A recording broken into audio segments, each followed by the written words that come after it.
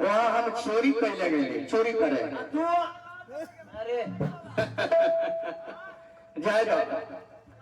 हम ना कहब लड़के कही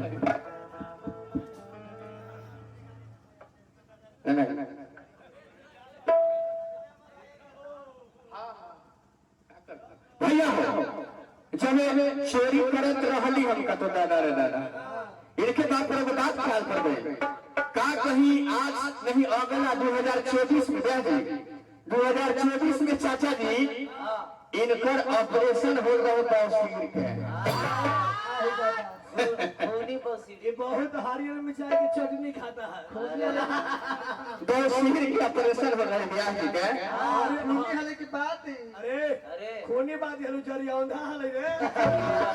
हमरा पहले की भैया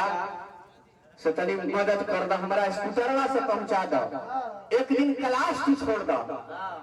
एक दिन क्लास बंद कर दीजिए कोचिंग और स्कूल दोनों स्कूल बंद करके हम गेली गली बैठ भैया भाई के ऐसा बात है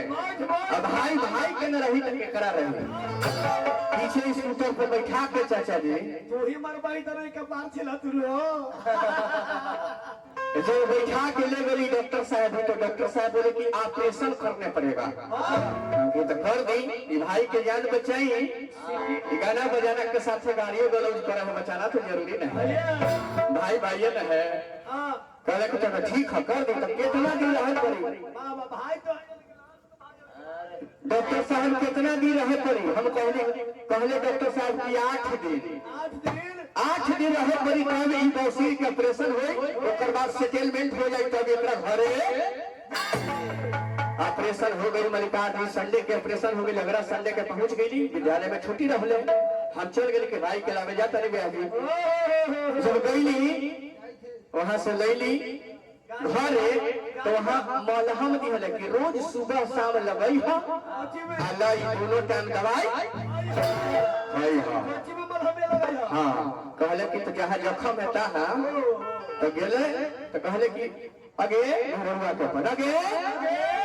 आगे से सुन ये दवाइया तो हम खा जेबे लेकिन मलहमिया पश्चिम हटै ना तो रुक हम लगा दे जी सुना हम लगा दे बेचारे निहुरे लगे व्यास जी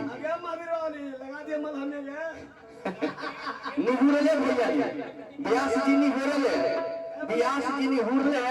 इनका मेहरारू धीरे धीरे मलहम लगावा तोरे निहुरा के तो पहले कि आएंगे व्यास जी कहते रहे कि आएंगे काजी तस तू ऐसे लगावे थे तू मलहम ऐसे लगावे थे तस कैसे लगावे ऐसे लगावे ले जाता तस आएंगे डॉक्टर साहब कंपाउंडर साहब दोनों कान हमार पकड़ ले हलन और ओकर बाद 15 मिनट तक मलहम लगावा हलन आ लगा हल कि पाइप जाई थे फिर बाहरी आवे थे फिर अंदर जाई थे इनकर मेहरारू कहे कि आए